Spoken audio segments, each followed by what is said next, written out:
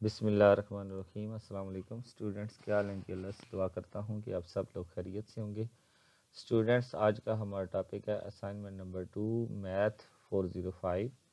इसके total 10 marks हैं और 12 फ़ैब इसकी लास्ट डेट है। इसमें आपके पास जो इंस्ट्रक्शन है वो आपने रीड कर लेनी है। लेक्चर आपने 23 से 30 तक अच्छे से तैयार करने हैं। इसके अलावा जो ज़रूरी इंस्ट्रक्शन है वो ये है कि अपने सॉल्यूशन आईडी जो है सॉल्यूशन के ऊपर आईडी ज़रूर मेंशन करें और किसी को जो है वो अपनी असाइनमेंट कॉपी ना करने दें। फर्स्ट क्वेश्चन है, determine whether for any non empty X the distance function X by X implies 0 1 define bye.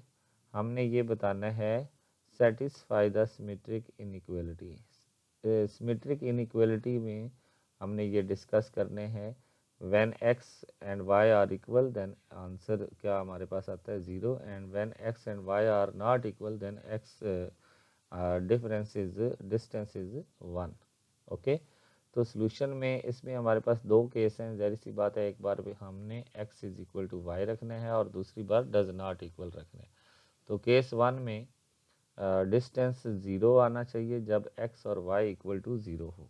ठीक है, तो चाहे आप x से y डिस्टेंस लें या y से x लें, तो दोनों की सूरत में जब x और y इक्वल होंगे तो आंसर क्या आएगा? 0 आएगा। तो इसलिए हम कह सकते हैं कि डिस्टेंस x से y हो या y से x हो, दोनों इक्वल होंगे। ठीक है, इसी तरह केस 2 जो है उसमें अगर हम x से y डिस्टेंस लेते हैं तो आंसर 1 आएगा जब x और y दोनों इक्वल नहीं होंगे।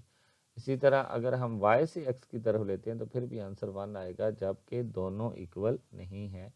तो इस तरह हम कह सकते हैं कि x से y डिस्टेंस हो या y से x हो तो ये इक्वल होते हैं। तो यही हमारी सिमेट्रिक प्रॉपर्टी है।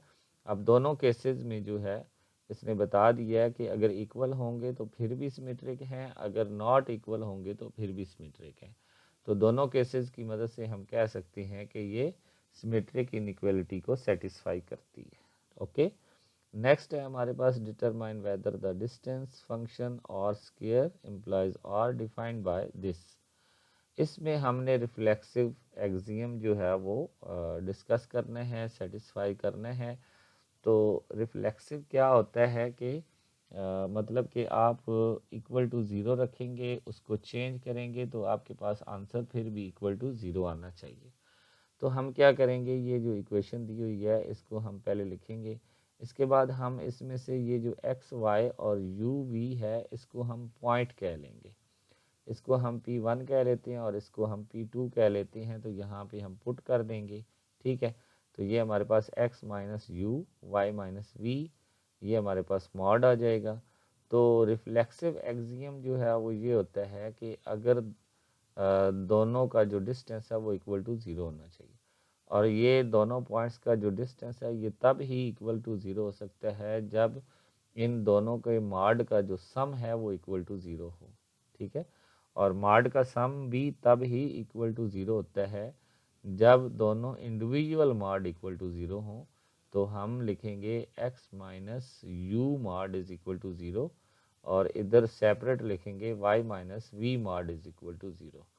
तो ये मॉड तब ही इक्वल टू 0 होता है जब इसके अंदर वाली वैल्यू इक्वल टू 0 हो। तो हम कह सकते हैं कि x minus u is equal to 0। तो यहाँ से x is equal to u आ जाएगा। ठीक है, और y minus v is equal to 0, y minus y is equal to v आ जाएगा। यानी कि रिफ्लेक्सिव एक्सियम तब हो सकता है जब x u के इक्वल होगा और y v के इक्वल होगा। ठीक है, तो इस तरह फर्स्ट पॉइंट बनेगा, पहले पहले नंबर को ले लेंगे, इधर पहला नंबर x है और इधर पहला नंबर y है। ठीक है, तो पहला पॉइंट बन जाएगा एक्स वाई, दूसरा पॉइंट बन जाएगा यू वी। तो इस तरह हम कह सकते हैं कि ये रिफ्लेक्सिव तब हो सकता है जब पॉइंट 1 और पॉइंट 2 इक्वल होंगे, मीन्स के when X Y and U V are equal.